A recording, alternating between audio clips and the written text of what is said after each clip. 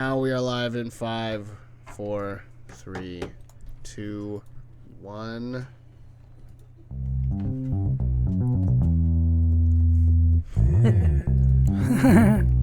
We're talking later, Missy. Welcome to Man Child and the Yogi. Hillary, say hi. Hi. James, say hi. Hi. Our very, very special guest, a good friend of mine, we have the privilege of having him in the studio. Please give it up for Anthony Long. Hi, Tony. Tony. How's it going, I guys? know, he wants to go by Tony. We'll get it. We won't ever call you Anthony again. I don't know why I called you. I mean, I guess I'm You're an trying to asshole. be I'm an asshole. Yeah. So what's up, man? How you feeling today? Feeling good, man. Feeling good? Feeling great? Yeah, happy to be here. I'm glad, glad you responded to our message. I mean, I should have just asked you. I mean, I put it up as a post to see. Yogi, Hillary, say hi.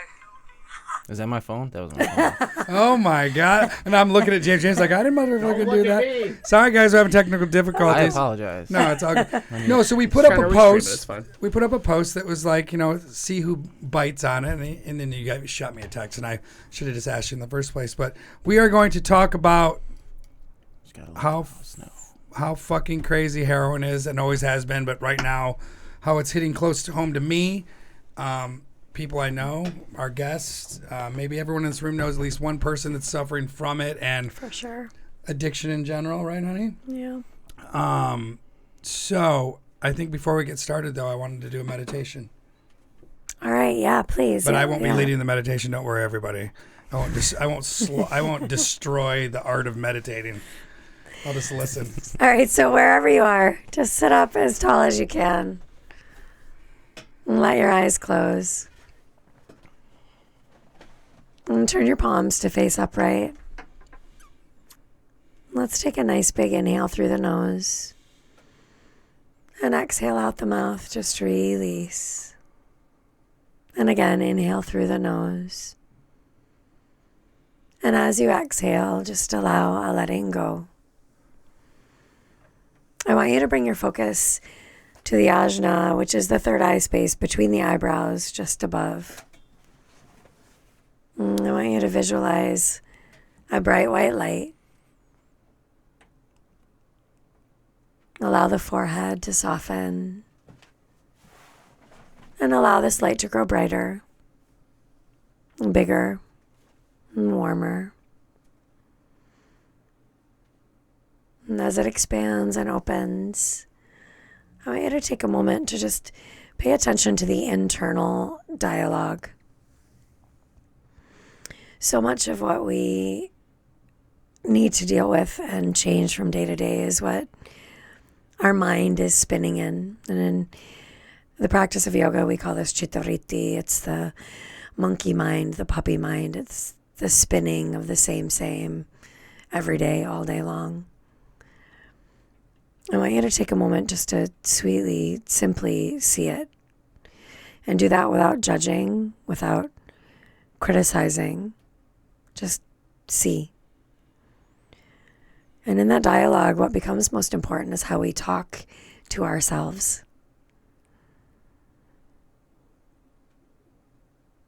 There are these concepts, these rules in yoga, ahimsa being one of them, which means nonviolence. And, we take all of them in, and the person we're most violent with is ourselves. And the way we are most violent is in our thoughts to ourselves. So if we can see these first, right, we acknowledge, and then we honor that they have some power over us because they're there. And we can begin to sort these into the spaces that make the most sense for us. Can I put this in the pile where I can process it and begin to softly, sweetly let it go? Or is this something that I'm watching come up that I'm not ready to process yet? So I see it, it's there, and I'll just sort of push it aside, but not stuff it back down or in. And sometimes we're able to put these things in that pile of being able to actually let them go. The internal dialogue, the way that we speak to ourselves all day, every day, is such an important part of what we feel and how we treat other people. And we have to start to pay attention to really think about what part of that dialogue is really your own, and what part of that dialogue has been taught to you, told to you, fed to you. It's really important that we weed out those things that are not ours, the stories that really don't belong to us, the story that is someone else's, even if it is one of our parents, our grandparents. These stories come with us. And to begin to slowly just try to weed out and shift away those things that really aren't ours and don't matter. And even when they sit in the deepest pieces of who we are and what we are, honoring that they're not part of our individual story is important. And when we finally get to that place of seeing that internal dialogue that is our own, whether it's good, bad, happy, sad, we can start to see the reality of it. Right? No more Maya, no more illusion. When the starting point is real, what sits in front of us is real. But when the starting point is illusion or someone else's or a lie, it's where we go can't be our own. And so we listen. And we begin to slowly change that dialogue.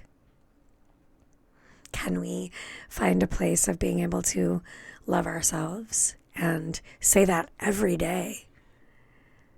Can we find and feel a space of our own power and how extraordinary we are for getting up every day?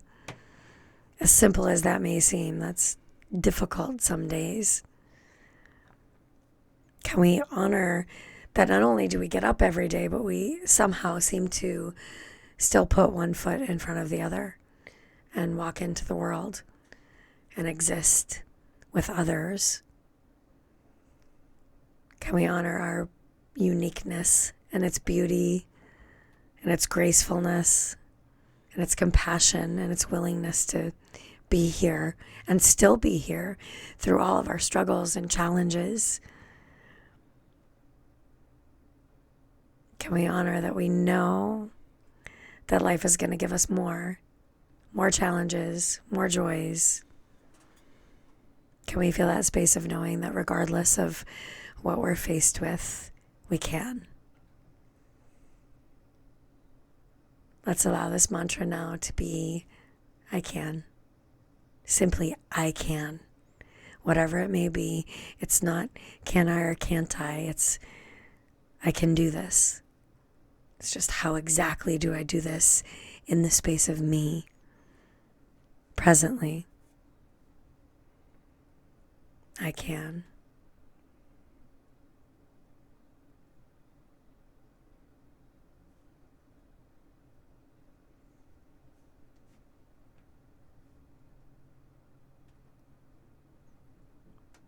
Holding this japa, this mantra with you.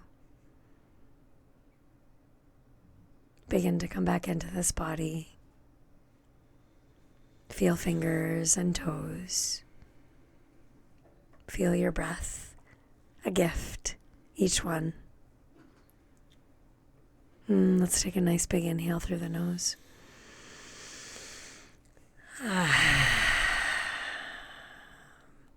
Let the eyes sweetly open. Shanti, which means peace. Yeah. Babe, that was a good one. Thanks. You're hot. Oh my God. That like turned me on. Just her, I mean, besides it was a great meditation, but like her being a badass with that, I was like, Jesus Christ. But you just ruined everyone else's meditation. I hit the cosmic jackpot with this lady. Oh. All right, so that being said, hey, you know, I say what's on my mind, whatever. Yes, we know. I had puppy mind. We do know. I had puppy mind a little bit, but then I was back, but then I was like, damn, she's hella prolific. Oh my God. I'm glad you got that word right. So Tony Long, I want to get into it, and I was going to You know, I was looking at my phone at some stuff you sent me, and I just want to go over a couple things and maybe just get it going from there. Sure. And everyone feel free to jump. So, like a lot of us, parents split when you were like 10 years old. Yeah, around there. Were you a mama's boy, daddy's boy? What kind of kid were you? Well, I stayed with my mom. My older sister, she left with my dad somewhere around the age of 10. It was a really long and messy divorce. Right. It was, it got pretty ugly. But my older sister and my dad took off, and I saw my dad like once a week, sometimes on the weekends. But I was with my mom, Was that by choice, or was that just kind of like you're like, hey, your sister's older, right? Yeah, she was older. So she was like, I'm going with dad. And yeah, she left. I guess her and my mom, they still don't really. Right. Me and my younger sister, we didn't have a choice. Right. Sure. Because you were 10. Yeah. Around Which is a there, tough. yeah. 10 or 11, something like that. That's a tough age for that. I mean, my parents were divorced when I was 2, but then my stepfather, who was around, pretty much as much, way more than my dad, just because I lived with them, that happened in 5th grade. So like around 10, it's just like, you're like, kids are like, what the fuck is happening? Yeah. I was 12. 12, right? And my big sister went with my dad as well. Yeah. And me and my younger sibling stayed with my mom. Yeah. And the reason I think that's important, because what I'm getting at with it is just that, like, when when I was a kid, I couldn't put it into words, but I was always scared. And the reason I was scared is because I didn't know what was happening. And that's how, when kids feel that way, that stays with you when you get older. And that's why there's books like, it's one, Adult Children of Alcoholics, which is literally about people just letting you the fuck down. And you're like, what the fuck? Because when you're a kid, and Hilaire, you say it all the time, and I sometimes kid with her about it, but she's always like, my kids need to feel safe. It's all about being safe, because when you're a little kid, when you don't feel safe, you feel dangerous and you start trying to survive. Mm-hmm. Yeah. So back into that. So you lived with your mom, older sister left. Okay, so this is a big one, I think. And you've brought this up. I've known you 4 years? 3.5, something like that? Maybe less. It's at least 2, right? Yeah, at least 2. Maybe it's not as long as I stretched the time. Sinesta, we first met. I've always took a liking to. We got along great. But you mentioned back then, dude, bullying was a huge thing, right? Yeah, I could not find a group to fit in with in school. Grammar school and high school was the same, and you know me pretty well. Yeah. Like, I'm a bit of a smartass at times. Sure. When I was a kid, it was where I was a little fucking shit, man. Right. And I didn't have any good friends. I kind of bounced around, and I just always got picked on, and I never really. What I've seen with you, which obviously now seeing you, you know how to carry yourself. So I don't see the kid that got picked on, but I know how smart you are. So when it comes to, I could see you as a younger kid, kind of like, oh, you're so dumb. Why are you so popular? Like, you know what I mean? Just whatever. But you're like, you still want to fit in. Yeah. But the reason I think that's so important what you said is because, dude, I felt the same way. It's like you just want to be liked by people, Mm-hmm. and you chase around people that don't really like you. And then when you get older, sometimes you want people in your life that don't really love you, and those people are easy to find. They're in every fucking corner. Yeah. You know what I mean? Trying to suck the life out of you. Yeah. So grade school, shitty. 10th divorce. Were you kind of like an introverted kid? I know you read a lot. And this is something I still do to this day. I use my, I guess you could say, outgoing personality as a way to not, look inward. And Sure. so Survival. there was a lot of that. Like, I was just cracking jokes and being, a little shit. Yeah. And I never really, I never dealt with the things that I was going through. Well, because how I felt, and maybe, I don't know, funny if you ever have, but it's like if I left a room, I thought people were talking about me. Always. I couldn't swallow it, and I just would think about things. I was a worrier, but it became something else later. My really good friends in New York would be like, "Oh, there's Aaron. He's he can't just sit still. He can't, I didn't want to sit with myself for even a minute." And that's what all us addicts usually have, is we're not comfortable in our skin. Yeah. And the mental health thing with addiction, and there's different levels of it. There are people that are bipolar, and then the drugs, of course, make that worse. But I think all of us addicts, at least, are clinically depressed in some way, or we wouldn't use the way we did. I didn't call it depression. But you know, people would catch me all the time and go, you have the saddest eyes I've ever seen. You know what I mean? Just like there's pictures of me where it's like, dude, how lost.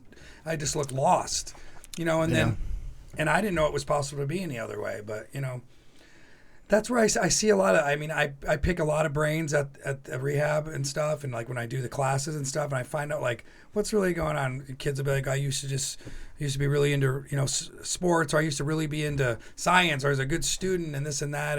But I got my first girlfriend in ninth grade, whatever, just the peer pressures. But how that's changed now, dude.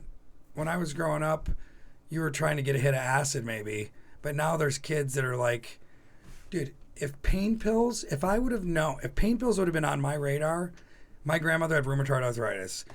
She had a medicine cabinet packed with oxys and then stuff for her depression and Valium and all that stuff. If any of that was, I'd probably be dead. You'd be dead, for dead. sure. Because we didn't know, because we were doing acid and drinking 40s and riding our skateboards and, you know, wondering why Easy had AIDS. You know what I mean? It's just, you know what I mean? What the fuck? Come on, guys. It's just AIDS. But, I mean, Stop. I'm kidding. You can live with it, though. But you actually said one thing that was poignant and important.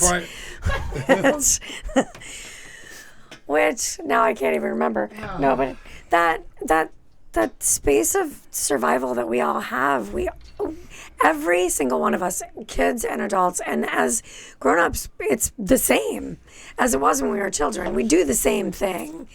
It's just maybe a little subtler, but the way that we push into survival mode is something to really recognize, because if you know, like my child is like this, he is so smart and he is going to use that in every way to make himself feel like the big guy in the room when he feels like the small guy in the room. Mm-hmm. And I mean, for me, I don't know. I never really had that, but I was that kid that was fighting all the time. Like, you said something mean to me, I would kick your ass. I was kicking people's asses from like earrings, first grade, for real. I have a pirate ear from getting in a girl fight with hoops on, from like first grade until the middle of high school. And I don't know, we all try to deal with our shit in so many different ways. And I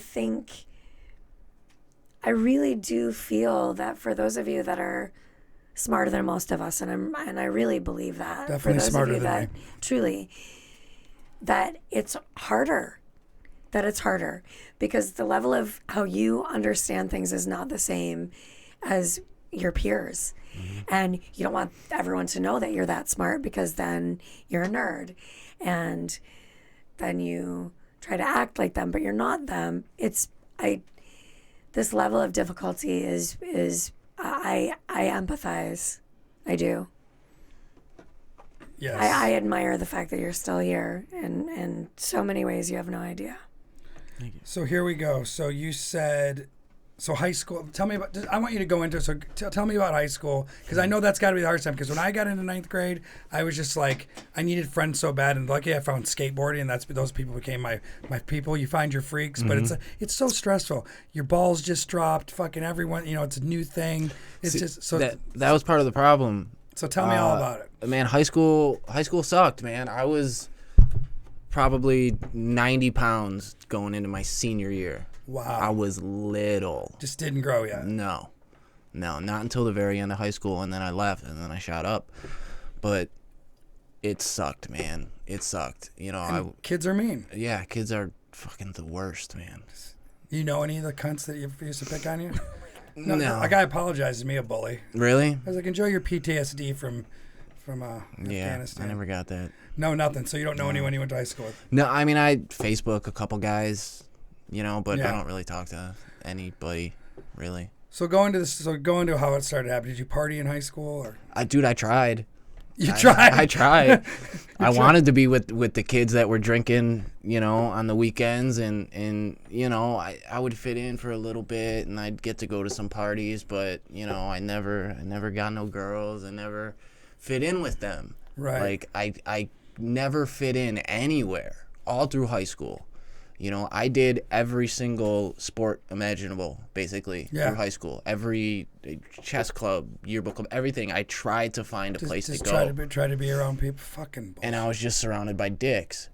So you'd be on the hockey team, but you were small. Well, actually, I played ice hockey for like 10 or 11 years growing up. Okay. But then once I hit high school, I was so fucking small. Yeah. Like, dude, I was going to get creamed. Right. So you stopped. That was a passion, playing. and that was fuck.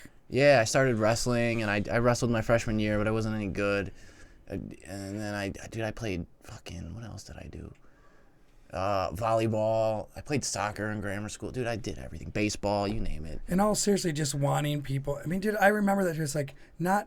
I mean, I went to like a rich high school and I was very poor, and I remember people treating me in a way where it was like they would be cool with me at school. I was kind of friends with everyone, but if anything was going on, like I wasn't invited. You know, they would never put me in, around their parents or anything. It's like the way people are. It's just what the fuck. I did. Yeah, you did. Yeah, you went to the other high school though. We grew up together. Yeah. But it's like that shit is like it's a real thing, man, and it's just so go on. So what drugs did you try in high school? High school, I smoked weed my sophomore year for the first time, and I didn't really do it again. Did that relieve any kind of anxiety? Well, the first time I smoked, I was just another planet. Right, and right. I don't think I smoked again for a couple years until I got out of high school. It was just me trying to fucking drink. Everyone drank. Right. It wasn't like. And you don't like alcohol very much. I don't do alcohol. So you told me, so how did the GED come about? You just couldn't handle the bullying and you started skipping school and stuff? No, actually, it's weird, man, because for whatever reason, I could not, I was not successful in school. Okay. And it's weird because, I mean, everyone, even you said it. Everyone's like, Tony, you're so smart. Why the fuck You're can't well read, you you're fucking do this? articulate. I mean, it's like, I don't know why I couldn't make it through school. When I graduated my senior year, I was like a credit short. Okay. So it was like come back as a fifth year for one class or get my fucking GED. So I just got my GED. So that's now these days, 10 years later, 15, you can literally take that online and have that credit in 20 minutes. yeah. I remember having to go to class for it for a couple weeks, and I took the test and. Gotcha. I mean, even just the credit you need, anyways. Yeah. So GED, living on the south side. Yeah.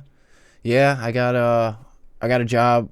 My mom was a pharmacist at Osco, so I got a job at Osco, and that was a cool gig. I was working there for 2-3 years, and then I ended up working at FedEx loading trailers. Right. And I fucking hated it. Yeah. It was every day from I don't remember the hours. It was 6 to 10. It was only a 4-hour shift. Right. So they don't have to right pay in the middle of the night. It was fucking terrible. So I went out and I looked for another job, and I got a job at Starbucks, and I was at Starbucks for Starbucks. 8 or 9 years. You were. I was there forever. That's about the time that I started experimenting with drugs. Yeah, because that's what we talked about that, and you said Percocets or something popped on your radar, right? Down a little bit down the line, but yeah. What year was that? Fuck, man. 2010? No, it had to be a little later.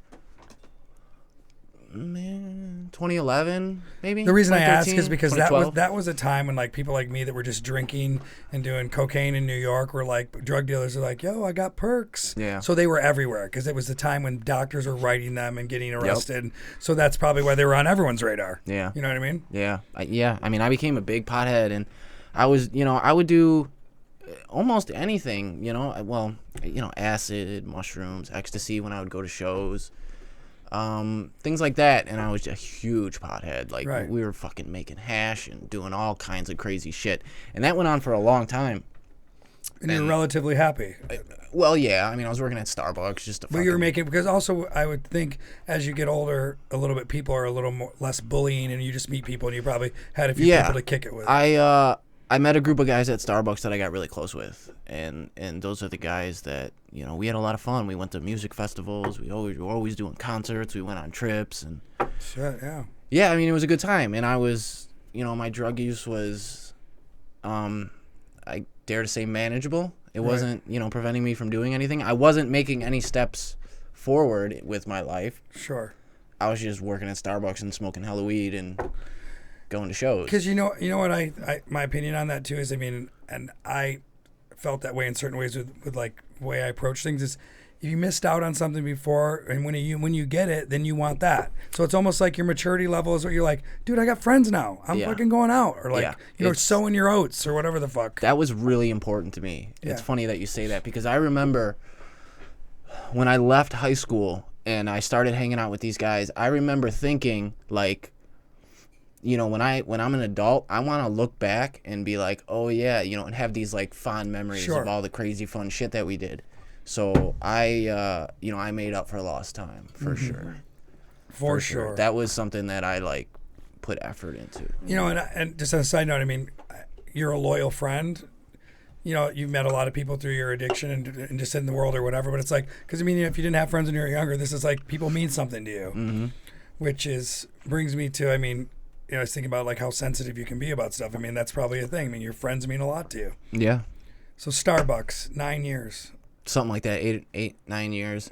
It was towards the end there when I really started messing around with opiates. One of the guys that I was at Starbucks with, it was one day I was at his house. We were just smoking, watching Sopranos or some shit, and he's like, dude, I got these pills. You want to fucking try one? And, man, I won't forget that day because, like, I had to drive over to, like, King Drive, and I was picking up some weed, like a couple ounces or something. And I was like, you know, can I drive on this? I knew nothing about it. I had no idea what I was getting into. And I remember when I fucking snorted it, we got in the car and, oh, dude, I was fucking sailing all the way there. It was like all my, like, stress and worry was just gone. And, dude, like, I know. It was, I mean, I fell in love. Yeah, I mean, I think so you were snorting the pills. Yeah. Yeah. So I remember the first time I had a Percocet, I took 2 like 10 milligram Percocets, and I think I was drinking a glass of wine, and that feeling, I can talk about it now, but I remember that feeling as being like, wow, if everything was always like this, the filter was probably perfect. But then of course it went to shit the next time and all the times after, and then I wanted a bunch of them and just where it goes. But that feeling, that's the hardest thing. We always chase it in addiction. Like, damn, I just wish I could feel that relieved. Yeah. You know what I mean? Yeah. All right, so keep going. So the pills, he had them. Yeah, and you know, I would always bug him for them, and this went on for a couple years, and I never, you know, became physically addicted to them. I just didn't have them enough. For sure. You know, I ended up getting an apartment with my then girlfriend at the time, right? And I was, it was looking like I was gonna get a job working for the railroad, a union gig. So I was like, all right, I gotta quit smoking weed. So my genius plan was, all right, I'm gonna buy a shit ton of Norcos. I don't smoke weed, so I want a shit ton of Norcos. Yeah. And I'll stop with the weed, and I'll take these for a week or whatever, so I can, you know. Yeah. I don't know the logic behind it. Yeah, we're addicts. Yeah. So I ended up finding a plug for a script of Norcos every month. First of the month, I'd get 60 of them, and I'd sell half of them and eat half of them, and then I'd have 2 weeks with nothing, and then this went on and on until that plug dried up and disappeared.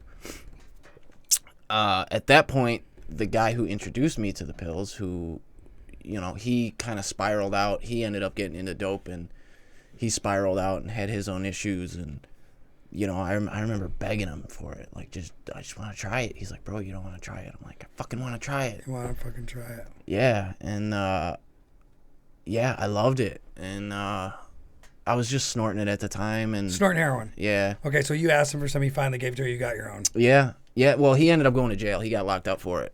So I, you know, being the resourceful individual that I am, found a plug immediately. And, you know, I introduced my then girlfriend at the time to it. Like, man, I had no idea the door that I was opening up. Like, looking back, it's like I didn't know anything about this world. Right turn instead of a left. Nothing, man. And, you know, I remember telling myself, oh, you know, I'm not going to get hooked on this shit. I'm not that guy. I'm not that guy. I would say that all the fucking time. I'm not that guy.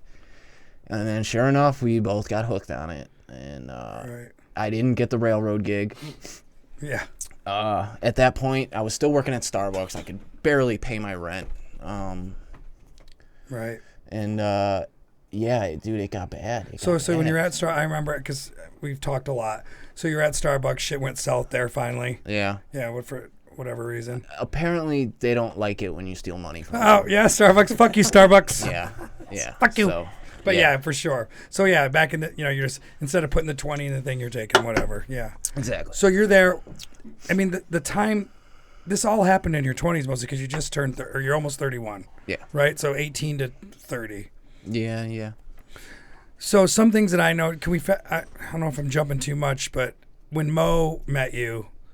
Well, me and Mo went to grammar school together. You went to grammar school together. Yeah. So we keep going. I mean, I don't want you to miss anything. I mean, if I interrupted you, but.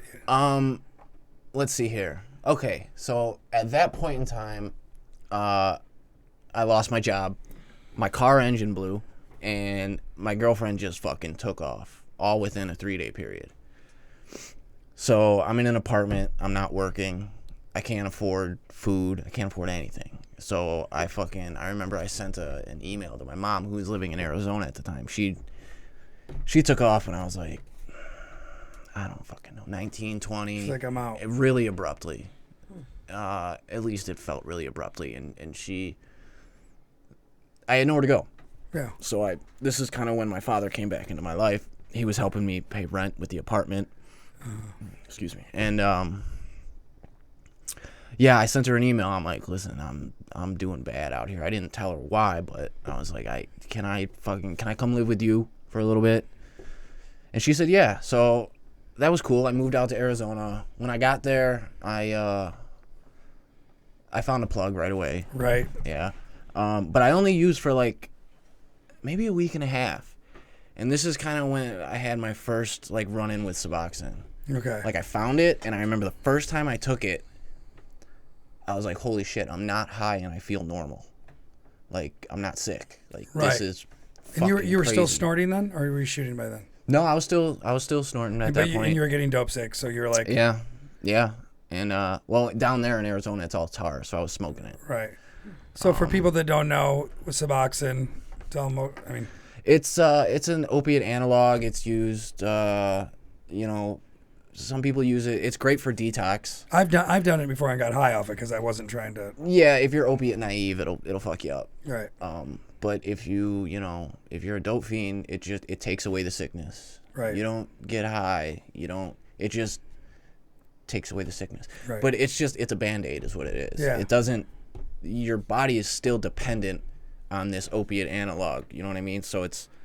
I mean, and I've seen it happen. And I mean, the way I would feel when I was taking a lot of the pills, when I was when I thought I didn't have a problem. I mean, it's like so funny. Like, I don't do heroin, but I'm like snorting Roxy's or something. It's the same shit. But the way you feel is probably the worst feeling on the planet. Oh, it's brutal. It's brutal, right? Brutal. You'll do I mean, I see it every day with, people when they're DTing or when they're coming off. It's just that you cannot feel good. Yeah. Yeah. I mean, if I was in Chicago and I had a pistol, I would not be here. Right. And that's a fact. Yeah, I was in Arizona, and I was there for maybe 11 months, something like that. I got on the Suboxone, and I was taking it, and I didn't go back to dope at all for the rest of my time in Arizona. I was smoking a lot of weed though. I went back to weed. And my mother and her stepfather, or her husband, Stepfather, yeah. Dude, come on. They shelled out a bunch of money for me to go to school so I could get my CDL license so I could drive a truck. Right. But they drug tested me, and I had weed in my system, so that was a big fucking thing. And me and my mom, we had to sit down, and for whatever reason, I couldn't hide it anymore. Right. I couldn't do it. You said, I'm trying to stay off of dope, right? Yeah.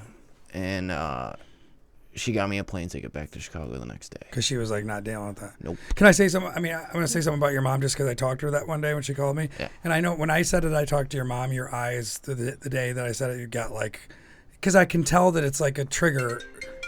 Who is that? It's not me, is it? Oh, shit. Oh, my God.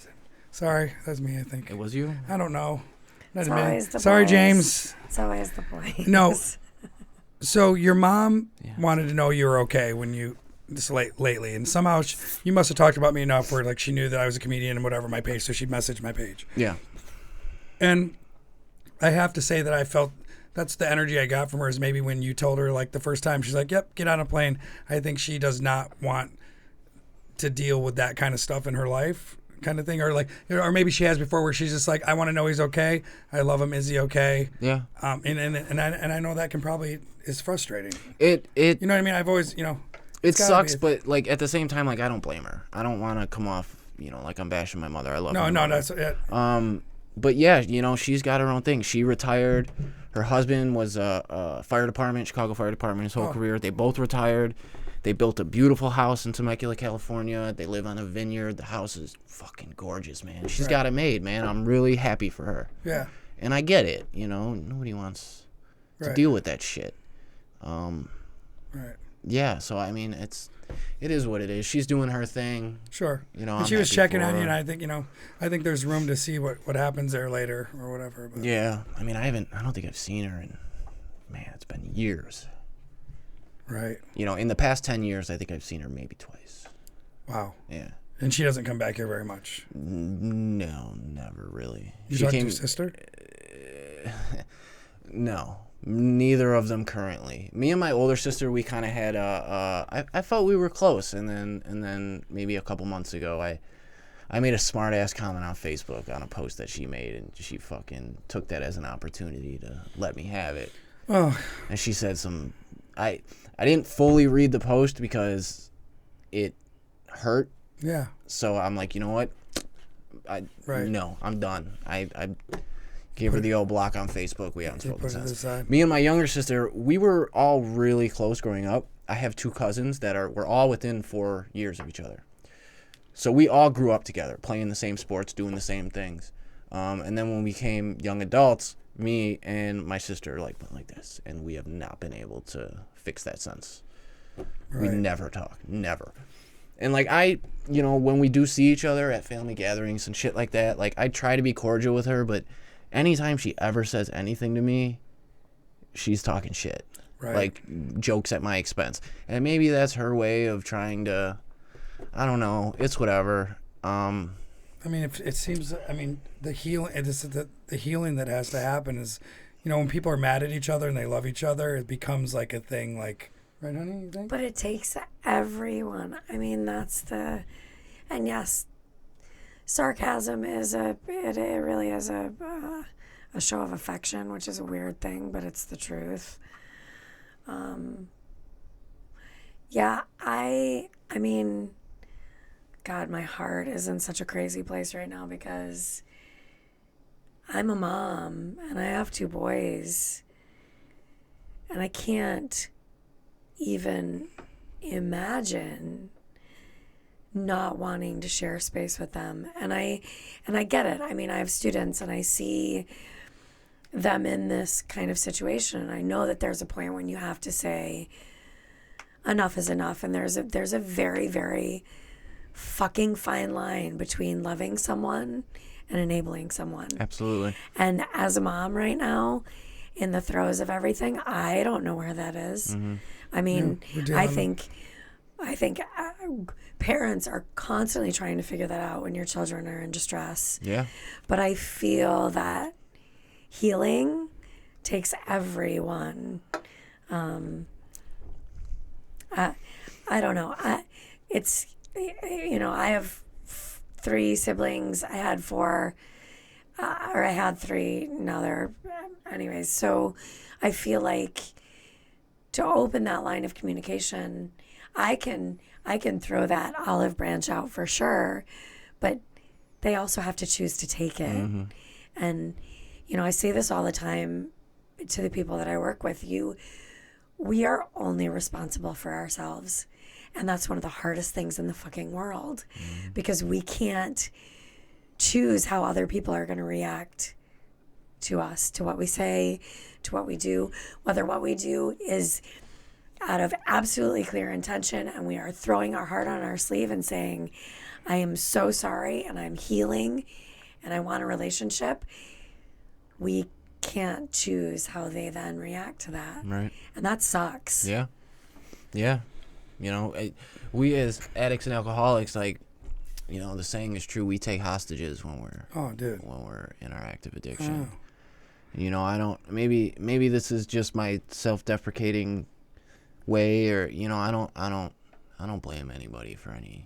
I don't think you ever like because we're talking really openly. Like I've known you long enough, and I've been in positions with you, and I'm like, I can't do that. You know what I mean? When I've seen, because I've expected a lot out of you, and you've never been one to ask for a lot of help on bullshit anyways. You know what I mean? So usually it was pretty sincere, but sometimes I'm like, you know, I don't think I can do this or do that. But it's like you've never been one to, almost to a fault, where you're like, I don't want to impose. You know what I mean? Yeah. But it's, you know what I mean? 'Cause Yeah. I want to bring something up. I hope it's cool to talk about everything. I mean, like, I remember when your dad texted you a couple years ago, and it was probably a good thing, but you just were scared to look at it because you were afraid it was going to not be good. Remember how long you waited to open that text message? I do remember that. So cause the reason I bring it up, because it's about the behavior where you're like putting that away. I don't want, my sister's going to say something like you don't want to, or you skip to the bottom. I did that with a TV show. I was so embarrassed for the person I like fast forward. Like you don't want to see that, you don't want to be in the moment. You don't want to be in it. Yeah. And I think you've done that when it's put you down. You know what I mean? Yeah. But that's the thing too. I mean, at the end of the day, your healing is about you, period. Mm-hmm. Because regardless of who, family or not, no matter who it is, family, friends, etc., your healing is about you. And everyone's going to have a comment. Everyone's going to have an opinion. But at the end of the day, you are responsible for you. And if you're doing the right things, the people that are meant to share space with you when you are healthy and feel good and powerful and ready to be in the world in your biggest space, the people that are meant to share space with you are going to. Right. And the people that are not, they won't. Mm-hmm. And that may be family. And that may mean allowing the letting go of people that you love and that you are genetically deeply connected to. But it also may mean that when you find that space, it may take them some time to recognize that you are healthy. Absolutely. And they will. That's They on their will. time. They will find you again. I mean, I truly believe that happens. But I mean, I think the only way to truly heal through anything, whether you're talking about addiction or cancer or rejection, neglect, whatever it is to let the healing happen from you, inside you. That's it. Mm-hmm. Because the way you feel about you is the way that we treat other people, period. And it's so easy to get stuck in the outside in and to be constantly affected by the bullshit that other people throw on us, Yep. whether it's criticism or punishment. And we could carry that guilt literally into the grave, but no healing can happen in that space. Yep. You know, and I can, like I said, I've seen you. I mean, I wouldn't say that you love rehabs, but you've been to a few where it's like, because what I'm saying, I mean, we spent 4th of July together. We went to Great Adventure together, and you like good, clean fun. Mm-hmm. You like fireworks. You want to be around people. You want to have dinner with people. And like, I think when you get back into your addiction, it's when all that stuff you feel like it's being pulled away from you. Oh my God. Can you please turn your fucking... How dare you? Thank you, James. I thought it was Thank you, James. the old man can't have a phone. Goddamn perfect. Give me your phone right now. Do you want me to show you where the silence button is? Yeah, I turned it off now. Thank you. My girlfriend's on the front of the picture there. I'm just kidding. Okay, so That's you know, me. you know what I'm saying. I remember that stuff, and so Unlock it. oh yeah, Unlock your fucking phone. he's mad now. I hate when I make him He mad. is mad. Unprofessional.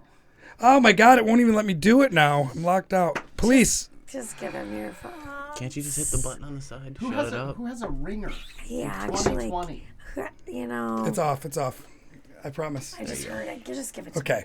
Listen, what I'm saying is, you know, I've seen you go through the good fun, and then, you know, and I would know when you were using against us. So let's get back to it. So you left Arizona, you came back, and I'm assuming that if your mom said you got to go, you were feeling pretty bad on yourself, or it was bummed you out. Yeah. One of the things that, you know, I'm still a little resentful about is before I had the opportunity to talk to my old man about anything that had happened, she called him the next day, and they never talked. Right. Never talk. Your son's a junkie. Don't fucking help him out. This and that. Yada yada. So I went back to Chicago. I had nowhere to go. Your dad's just literally just conflicted because of what she Yeah, said. and he, he was like, okay, yeah, no, you ain't getting shit from me. So, I ended up calling an ex-girlfriend of mine, and I moved back in with her. We were living in Bridgeport. Okay. And I was doing okay. I was still, taking the Suboxone, but I wasn't using. I don't even think I was smoking weed at the time either. I was getting by, and eventually my old man kind of warmed up to the idea of helping me out a little bit. So we ended up. I leased a car through Uber, which is a horrible fucking idea. Yeah. Nobody ever do that. Okay. Yeah, they take how much a week? $250 at least. Oh, it's a lot. Terrible fucking idea. Anyway, so I started driving for Uber, and then I came home from work one day, and this chick, fucking man, all my shit was outside. Door was locked. She was gone. It's like the second or third time she's done this. So I was like, great, cool. Where the fuck am I gonna go now? So I called my old man. I'm like, I got nowhere to go. This and that. And reluctantly, he let me move in with him. At somewhere in that area, I started to pick up again. I started back again with the dope. Maybe because you were home and you're like everything was you're chilling kind of or something. I think it was right before I moved back in with my Okay. dad. I was still with her, and she had gotten clean, and she is still clean to this day. She never looked back. But yeah, I started using again, and I moved in with my dad, and they ended up repoing my car because I wasn't making the money that I needed to make, because my whole day, like, I was middlemaning for so many people. Like, Yeah, tell me about that. Tell us about that. okay, Nobody will ever take an Uber again after this. on Reddit, there used to be a subreddit called Opiate Roll Call, basically. And you go there to buy dope, basically. Yeah. And I was like the number one guy on that shit for like months at a time. And it was because I had a solid plug. I could get it all the time. And my whole day was spent driving people around the city to pick up dope. And I never worked. I just got free dope and supported my habit, and rarely worked. It was rare. Right. Okay. Gotcha. So they ended up repoing my car, and now I'm fucked because my old man, he lives way out south in Palos, like way out there, and all my plugs are in the city, and that's kind of when he got wise to what was going on. Just checked in with you and was like, "What's up?" Well, yeah, I mean, he started finding like straws in my pants in the laundry, and things got bad. His wife really hated the fact that I was there, and she was very vocal about it. Sure. And when I started fucking off, she was how do I put this? She was all over me, and a lot of the accusations that got hurled my way were not correct. Right. And that was frustrating. Yeah. But I was fucking off, and she picked up on it, and it turned into a fucking shit show, man. That house was hell, and that's something that I carry a lot of guilt for, because I almost split their marriage, and Right. she was very vocal about that. Like, you're ruining my marriage, And your dad's like, "What are you doing to me?" And this is the woman I love. And yeah, you're my kid. Well, he was torn, Sure. He was on my side a lot of the time, and that just put a huge stress on their marriage. dude. And I feel really fucking bad about that. I really do. She's a nice lady, and Right. and I feel I carry a lot of guilt for that. Luckily, I got thrown out of the house before, at some point. Before that happened, though, that's when I went to rehab for the first time. I went in, I did 30 days. I was coming off of the Suboxone more than I was coming off of the dope. So I was sick for So you get sick the 30 same way from days. Suboxone. And it and it depends on how long you take it and the dose that you're on, but I was sick for 30 days. We know this guy that dated a friend of ours. She was like, he's cool, you know. I mean, he's used to do drugs. I mean, he's been on Suboxone for like 8 years, though. 8 Yeah, years. that's so a thing. That just becomes part of your life, right? It's a thing. Yeah. Which you get sick if you stop taking it. Oh, yeah. Oh, yeah. Super sick. Depending on the dose and Right. But yeah, that was, I got out and I felt good, and my poor old man, he's very he doesn't know a whole lot about this field, about the whole addiction thing. He was kind of under the impression it was like, all right, he just got out of rehab, like we're good. You know what I mean? Sure. And I kind of felt that too. I still at this point didn't really understand what I was doing. Right. So that's when he sponsored me into his union, and I started working with him as a millwright. And I love that fucking job, man. And that's good work. Oh, I love it, dude. Yeah. I love it. And I was okay for a little while, a couple paychecks, and then for whatever reason, I went back out and I started using it. And you had tons of money at that point. Yeah. Good paychecks. Yeah. Yeah, I don't know. So this is I mean, is that just the first of many times you've had to tell your dad, I'm back, or whatever, I'm back on, or whatever? Well, I never told him. He just always caught me. Right. One way or another, he was catching me, whether it was fucking finding straws or, I was still middling for people. So I'd have people fucking drive all the way out to the south side, and then I'd, go outside to smoke a cigarette, run to their car and throw a few bags in the car, and I got caught doing that. And and he's just trying to, live his life out there and put you up in suburban life. Yeah. And, it was wasn't too long after that he found a straw in my room, and he's like, "You're going to treatment today, fucking today." And that's when I went to Gateway West on the west side of the city. Wouldn't recommend it. Yeah, because there's a lot of just desperation in there, right? For the most part, or it's just it's busy. It's very busy. There's like 40, 50 guys on one floor. All D-teen and just... Yeah, and you don't leave that floor. You go out to smoke cigarettes, but that's it. And then, not to mention that, there's dope spots on every corner in any direction. Yeah, it's just literally in it. Yeah, right in the middle, right in the heart of the west side. Where's it at? Gateway's on what street? It is on Taylor and Independence. So it's Roosevelt and Independence. That's not me. Oh, my God. It is. It's your phone. And now I have it. Can you pick it up? Just turn it off. I thought you turned it off. Unlock the phone. Unlock your fucking phone. Unlock it and then hand it to me. Wow. It won't do it because it checks my face. It's actually on silent. That's what's interesting. Unlock it and hand it to me. It's just off. Turn it off. It's off. There you go. Take it, James. It's off? Problem solved. I'm going to throw it in the fucking Oh toilet. my God. He hates it too because it's an iPhone. Yeah. Because he's like, I'm a smart person. My phone's great because I know how to use one. I'm going to do you a favor right now and throw it in the trash. Tony, keep going, dude. I'm sorry. Yeah, I don't know. Sorry. It's cool. Yeah, so I ended up moving into their 213 program, which is basically IOP with housing. So it was kind of like a sober home. Kind of like Footprints a little bit, or? No, I was able to leave. I had my car, but I was in the heart of the west side. And I met a girl. And she's a heroin addict. Yeah. We fell in love. And Sid and Nancy style.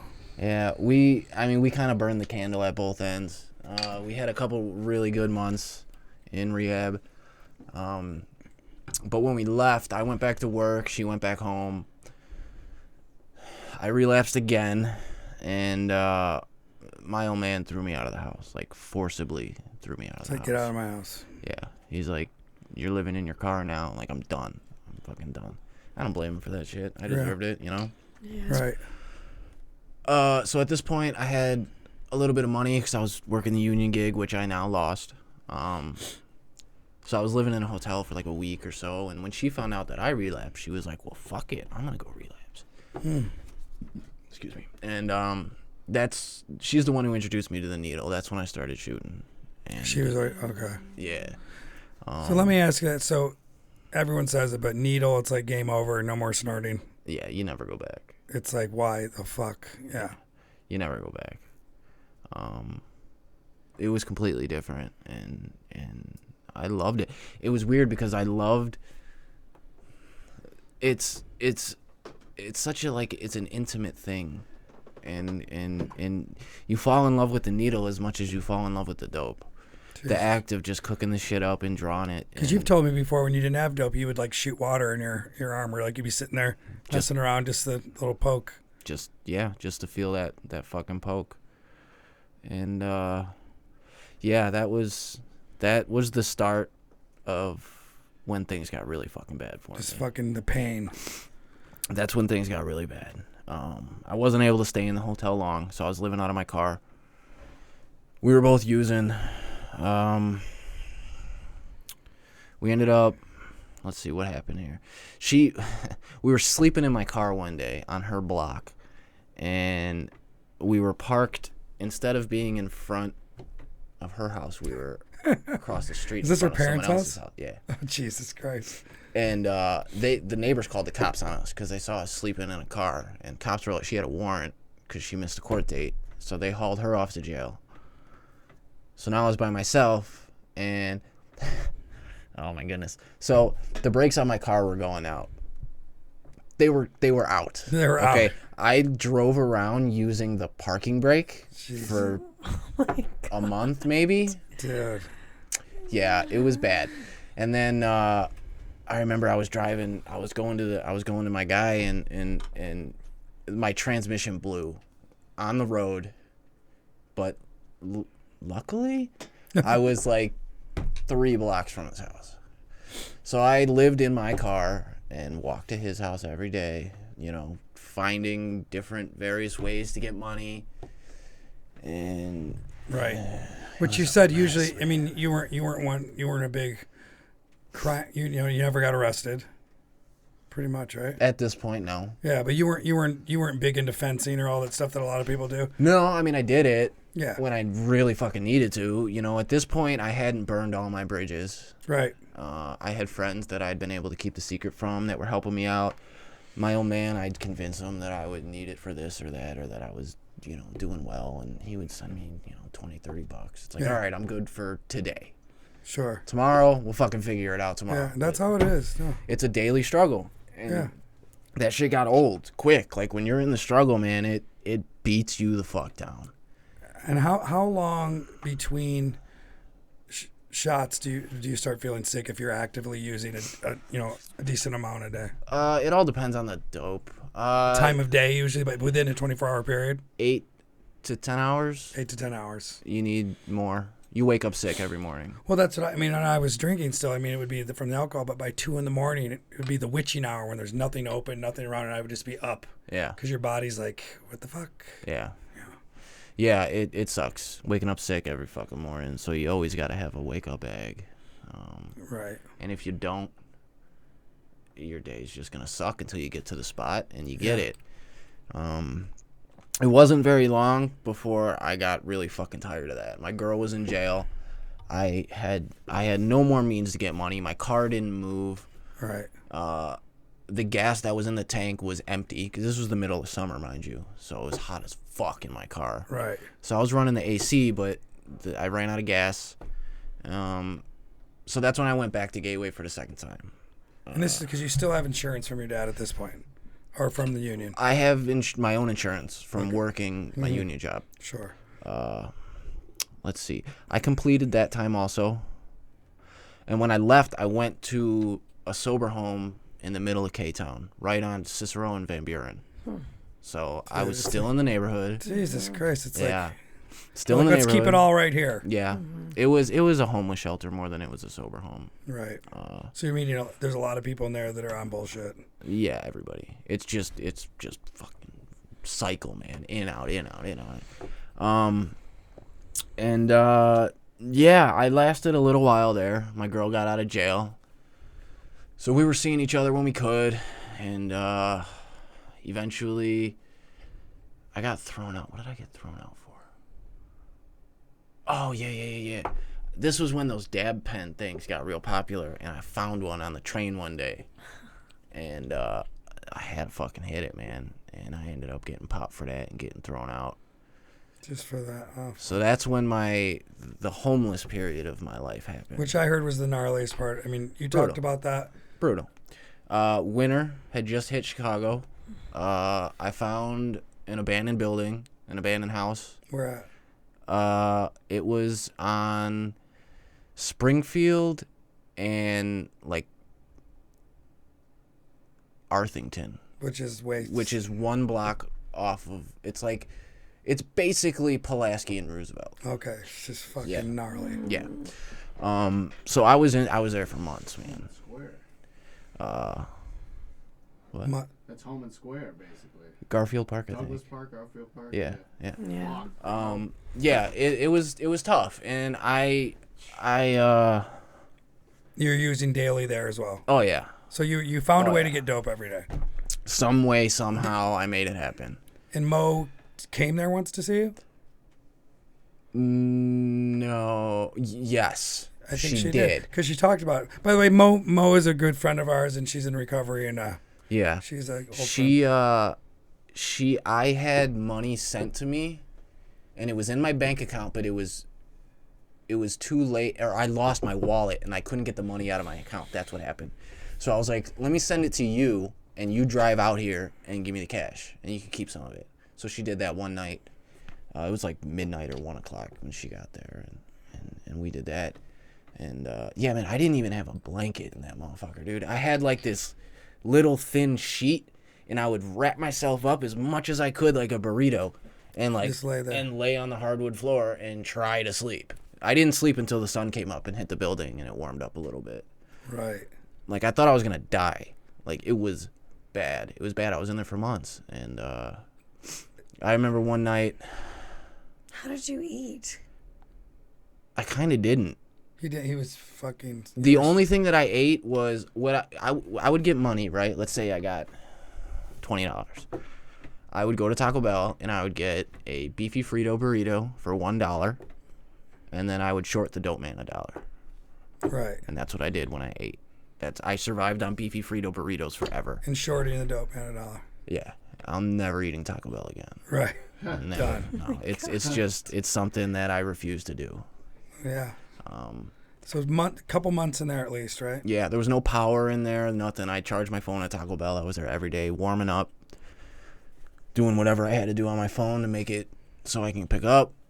And eventually it got to the point I remember texting a friend of mine, and I was like, "Listen, bro, I'm gonna kill myself, and this is the address of the building that I'm in.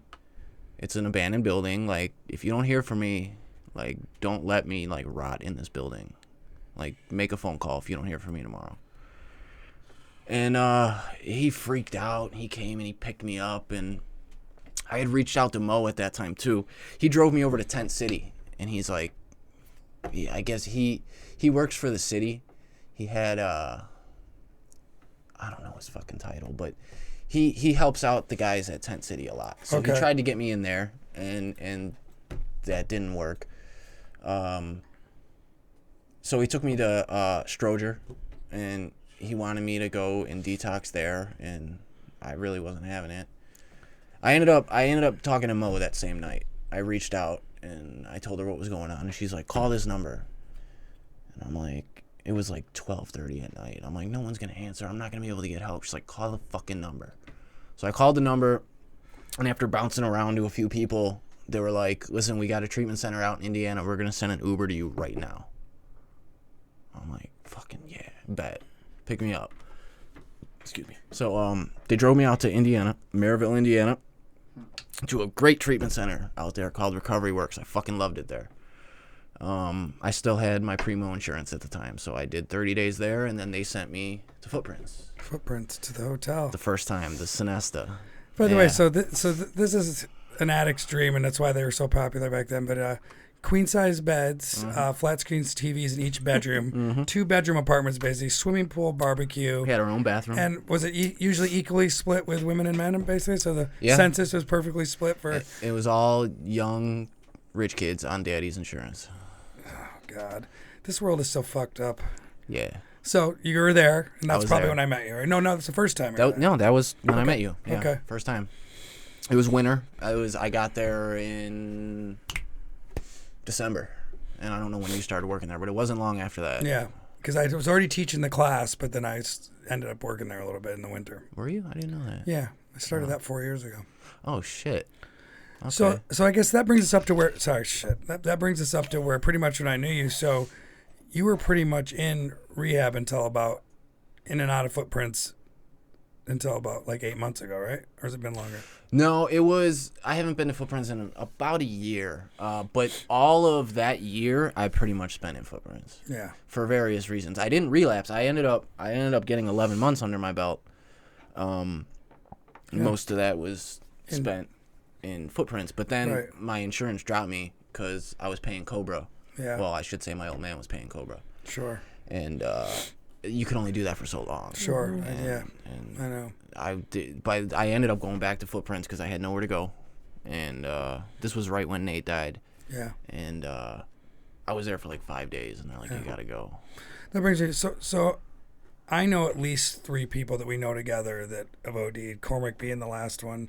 How many people realistically, if you can think of, do you know that have OD'd? I don't even know, man. 30 maybe. 30. It's hard to put a number on it. At It's Footprints, so many. Sherry and them had said they were like that 1 year. He goes, they stopped counting at like 20 because people were just leaving. And that's the thing is, you probably know this. I mean, that's what happened with Nate. People usually OD when they on a relapse because it takes that little bit of time for the tolerance. But then with fucking fentanyl, yep, it's killing everybody, man. it's killing everybody. So many people. Every fucking friend that I made along the way, most of them are gone. And that's we worry about. I mean, like stuff with our kids and stuff or whatever. It's just like you can meet good people in rehab. You can meet not bad, but it's like you could go in there with one problem and leave with 3 other ones. Exactly. But it's also the bond that you guys make. I mean, like I used to make fun of you guys sometimes where it's like, what, you're all best friends. You just met each other. I mean, just because you can all play spades and you're in rehab, you know what I mean? But you do. There is a bond because like I know what you're going through, and so it goes really deep. That is. And I get so. I mean, the thing that I've had to learn to handle for me, because obviously I'm an addict and I relapsed a million times and I tried to kill, with alcohol and stuff.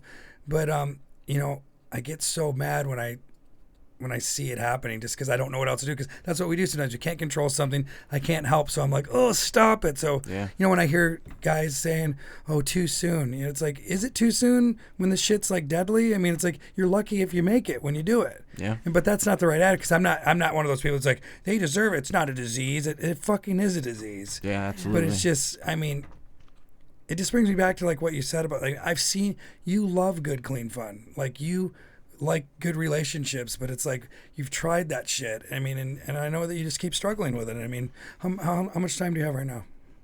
30 days. 30 days. Off of everything. Off of everything. Like, yeah. Before I got to NARC, I was kind of bouncing all over the place. I wasn't. Yeah, so when I came and picked you up, Yeah. I didn't ask any questions. Yeah. I got you some groceries. Yeah. I gave you money maybe not knowing where it would go, but not a lot. Yeah. But I wanted to help you. Yeah. But you were using probably around that time, obviously. You know the reason I did it? One, because you didn't ask for it, and you said to me, no, why don't you pick me up because it'd be really nice to catch up. That's not what a dope fiend does when they're on bullshit. Yeah. Because you knew that I wasn't going to judge you. I wanted to see you. So it was just kind of that thing. So, but it also wasn't like I was like, what's up, dude? Right. Why do why are you dressed like that? Or why aren't you, it was like, it was just all, just wanted to see you and see what's up. So that was necessary. And then next thing I know, you're in Northern Illinois, which is good. Yeah. You know what I mean? I mean, it's just, yeah, dude, Yeah. So you're in a good space for 30 days. Yeah, I'm really grateful to be there. Yeah. Yeah, we got it. You got a lot of, dude, I mean, you got some bleeders, some good ones. I mean, good people. There's a lot of people rooting for you. Yeah. Yeah, I agree. And we often have talks where I'm just like, where I'm at with stuff. I'm like, I help, but I want to see that there's something. Not like you got to do it for me, but I'm like, I know what you're capable of. So it's like just seeing like there's got to be more. You know what I mean? I mean, I was like with my stepson. It's just like not with the drugs, but just like I know you're capable of more. Like, try harder till it hurts. Yeah. Like when someone's running, oh, you do a mile, go a mile in 1 block, or just something just to get out of your comfort zone. Because then that's what we all go back to. I mean, it sounds wimpy now, but I do it with cake. I got a little fucking depressed a couple days ago, and I'm like eating cake like a fucking crackhead. Like, no, I didn't. No, it's really true. I didn't. You stop. don't even understand, Dude, I didn't stop putting it in my mouth. No, I just you kept don't putting it in my understand. mouth. I was like, I didn't stop breathing. I kept eating it. It's James. like, clearly I was. And, but I'm just saying, but like, and I did that with alcohol, you know, but it's like, I mean, I just don't want, like you said, you don't want to see more people die. You know what I mean? I'm so sick of it, man. I know. But are you? I want you to be like, that this is the thing. It's like, I know you're capable. You can feel it. You know it. You know where the connection is. But the disconnect happens when it's like, if you feel, I know, but it's like once you try it, like me with the drink, it's like, I know that's there. I know that immediate relief could be there. Yeah. In the world of hurt behind it. Yeah. But the ego, like, go ahead, baby. but it's not relief. No, but the thing is, because the ego, that's the craziest thing about addiction. Your ego's like, motherfucker, yeah, dude, you're good enough. You're good enough. Fucking do it. Yeah. Like, how many times have you had a 3-day hangover? You're good, bro. How many times have you convinced, your wife or whatever, your girlfriend before you're my wife or whatever, that everything's all good, but then you get back on the bullshit. And it's just because that's the fucking addiction. Yeah. But the thing with the heroin, it's not like a thing with the heroin, but it's like, dude, it's like people aren't coming back. Fucking Cormac, man. I should have fucking known. This guy, I mean, first of all, I just kept going, Jesus Christ, you're this kid I didn't want. It's like, stop. But I loved him to death, so that's what it was. I mean, he's at my house. I got a house full of furniture for him. He's doing all this stuff. But I should have known. You always say coulda, woulda, shoulda. Yeah. But, something happened. I was like, should I, what's up? Are you using it or whatever? No, dude, it's crazy. Well, And then next thing you know, the fucking kid's dead. And it's like, what made him do it this time? I think, honestly, this time he was like, I got an apartment. Yeah. They love me at my job. Yeah. One more shot. Yeah. I'll do heroin one more time. Yeah. That's this last relapse that I had when I had 11 months. I got sober out in the northwest suburbs, and that's kind of where my sober network was. Right. And my sober living didn't work out. I ended up having to move back to the city, and I used that as an excuse to. Right. So I missed that time. So you went from Footprints. Yeah.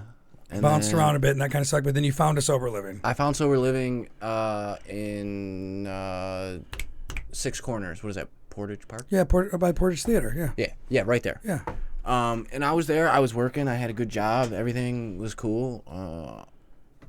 I wasn't working a program. I was trying to find a sponsor, and I just didn't. And I picked up, and I ended up. That was the first time I overdosed, actually. First time in all that time. Yeah. That's right. Now I remember. But then you overdosed again next day. It was bad. It was like 3 days when I woke up in an ambulance like 4 different times. You just kept taking it and overdosing? From the same bags. Yeah, the same bags. And I wasn't even shooting it either, which is the thing. I was snorting it, but... So you were on one, like when I used to go on benders where you literally were not thinking that you would keep snorting the same thing? Or you needed to feel better, but then it kept doing the same thing? No, I would just be like, okay, like after the first time, I was like, all right, this shit's really strong. Like, I'm just going to do a little less out. Okay, I'm just going to do a little less. And these are ambulances every time? Yeah. And the thing they don't take your shit. No. The paramedics, they don't take your shit. They left it in my pants pocket every time. So every time when I walked out, it was like, I still got it. Did you OD again, like right near the hospital? Let me think, because those couple days are really a blur. I went to 4 different hospitals in 3 days.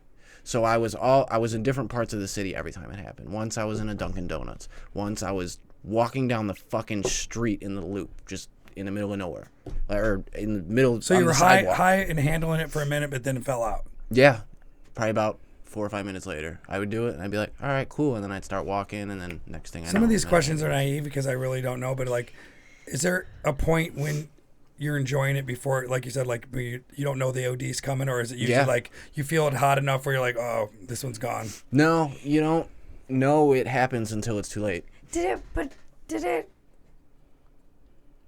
I'm really asking, did it cross your mind after like the first one, second one, that you're gonna die. Like, did that Yeah. matter? There was a small part of me that maybe wanted that to happen. I was back on the streets at this time. I just want to hug you. That just breaks my heart. I'm gonna cry. That just makes me sad. It's tough, and that's the way the addict mind works. Yeah. It was like, I'll be good. I'll just take a little less. Yeah. Bam, done again. And you often get a little down about women, right? I mean, that's a thing, right? Yeah, and until I finally realized that if I'm That gonna ain't get worth sober for real, I Yeah. gotta give up on the female. So that's what I did. Well, and when you are That's what I'm sober, the right female is gonna find you, and it's gonna be amazing. I know. I mean, that's when it's amazing. Yeah. Yeah. Yeah. So that's when the ODs really happen. So that's a long time of shooting heroin to not. Yeah, I don't understand why. I have all my friends die and this and that, but I don't understand like what the fuck is so special about me? Why not me? That's a really important question, and you're still here. I know. Well, that's what she So said. To that's me. really fucking Well, important. she said to me before. I mean, when the doctor's like, "This is your liver." The lady's like, "If you keep drinking like this, in 6 months you'll be dead." But he should have died so many times. Yeah. He drove every day out of his mind. Like, he should have died so many times. So what she was saying, and it's not like, ooh, but it's just you. For some reason, I was still here. Yeah. And then somehow I got sober, and now never get too big and mighty about it, but it's like on most days I'm good. Yeah. I mean, even when I have bad shit, like things that when they say you will handle that truly used to baffle you, it's like beyond that. I mean, before I was like, I can't do that. You know what I mean? And it's like, now it's like, I'm the person people ask to do that. And it's such a weird thing, but it's like, the gifts are farther along. Like the gift is you're alive. The gift is you're in a program right now, you're here with us or whatever. Just certain things, those are all gifts. But then the ones that really start coming, it's just like when it's just like you've halted all adding on to the chaos, and then you're like, oh yeah, well, green light, and then when you hit something, you're like, cool, I've been in worse spots, the highs and the lows, man. But like to really experience them, I've been able to be there for people that I never before. I drank through 9/11. I still feel bad about that. Where like people on my street, right downtown Manhattan, are like helping and bringing water and checking in on people, and I'm sitting hammered at a bar, running my mouth, not being negative about it, but just, being, how as addicts, like we're all overly emotional in the wrong way. But some people would say like, I'm not very emotional now, but I am, but it's like, I'm a little clearer. Like, you said something, you said chosen, and I don't even know what that really means. I don't think any of us do, but the truth is, yeah, kind of, because you're still here. Yeah. I mean, like, I have to look at that too, right? I was given 6 months twice. On paper, I should be dead. I'm still here. I have a job to do. And we all do. I mean, that's the truth. You're still here because you have something to fucking do. Which means your responsibility to yourself is to do that. Whatever that is. Yeah, we've been believing in the universe in that way. Because the thing is, like, I've met guys, and you probably have in the rooms too. Like, we have this friend, 19 years sober, that shot himself in the knee for his last fix or whatever. These people, you meet them 15 years later, and they're running shit and have their life and children and families because you actually can you change your life. It's possible. Yeah.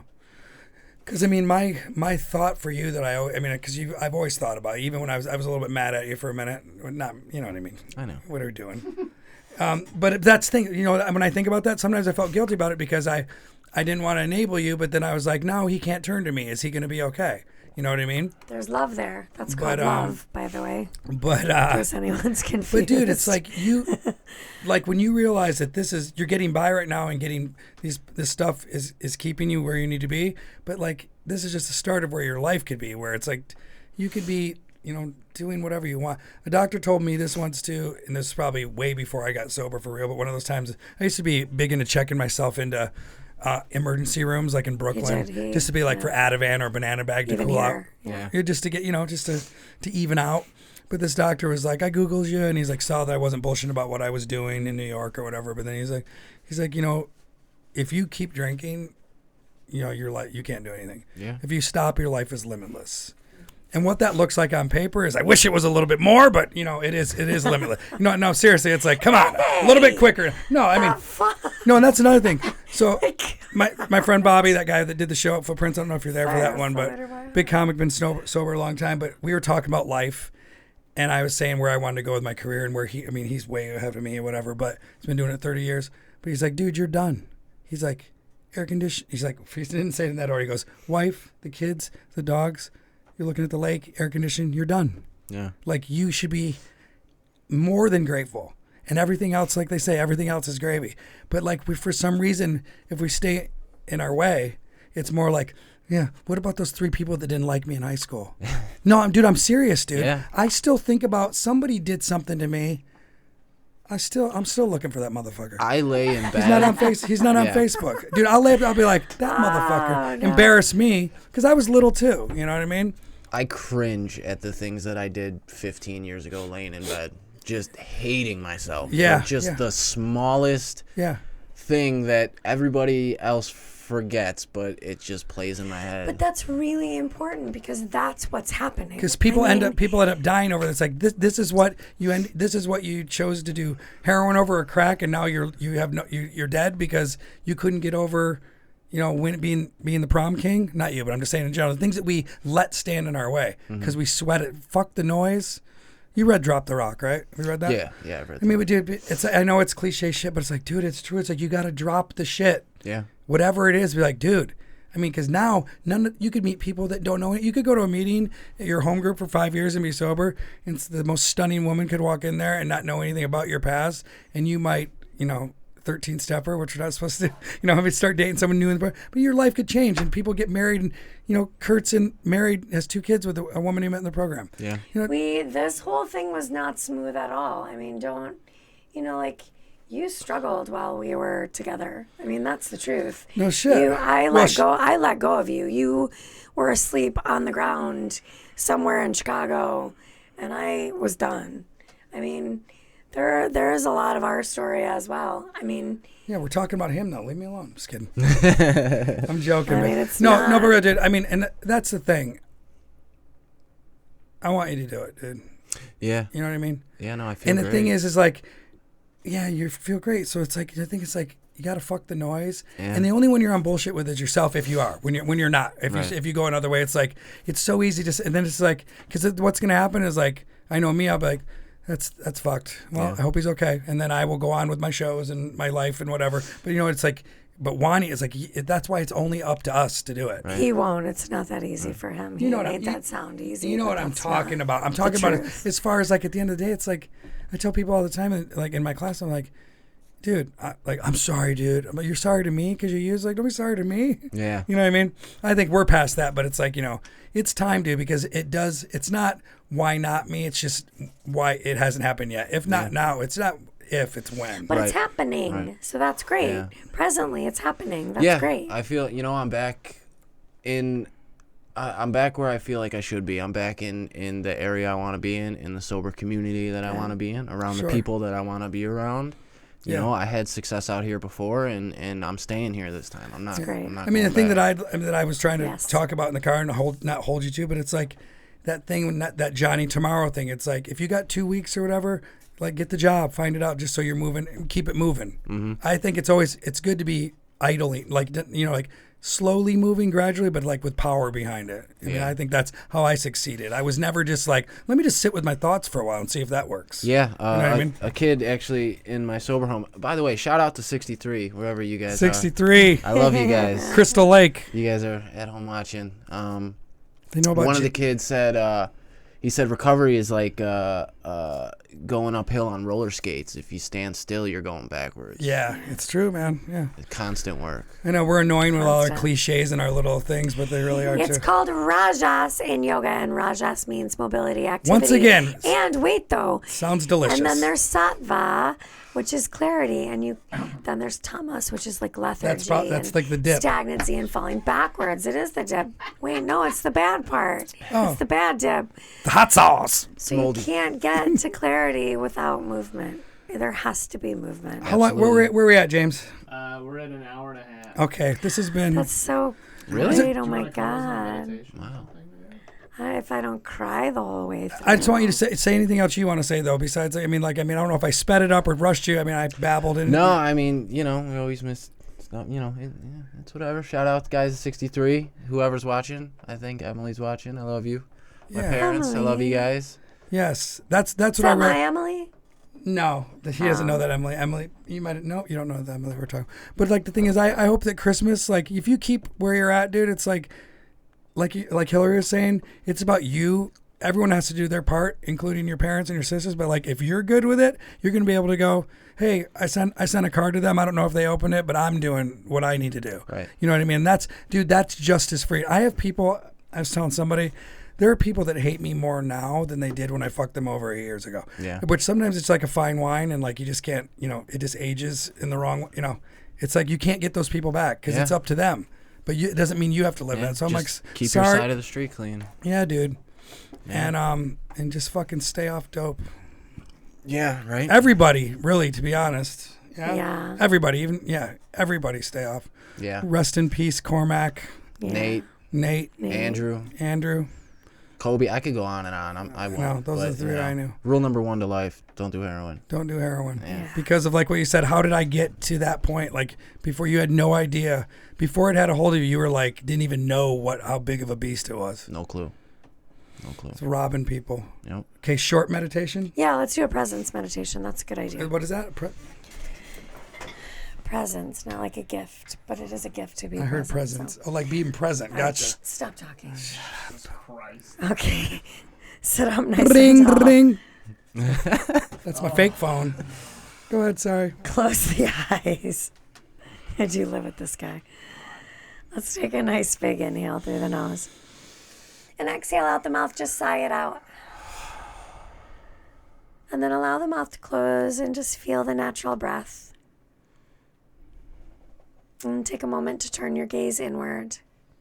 One of the hardest parts of being here as a human being is to learn to be present, to take the moments as they are, and to recognize that moment for what it is. And I feel there's so much chasing future and so much punishment from past that we lose the present space. So take this next moment just to be here, truly in the breath that you're given. And then the next one, nothing else. See if you can just feel that breath presently.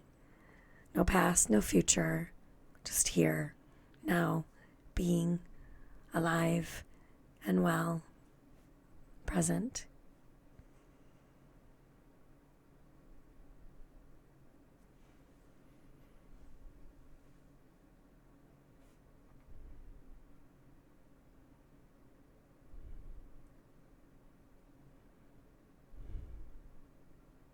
And start to honor and recognize the body as your house. Feel all of the pieces that carry you around every day and that have come with you through everything and that will continue to fight on your side to keep you standing and moving through. Presently, breath after breath, step after step. Let's try to just be here. Take a nice big inhale through the nose.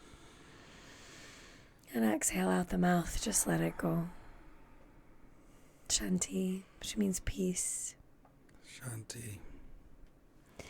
I want to thank you so much for being here. No problem. Thanks for having We me. love you, buddy. Deeply moved.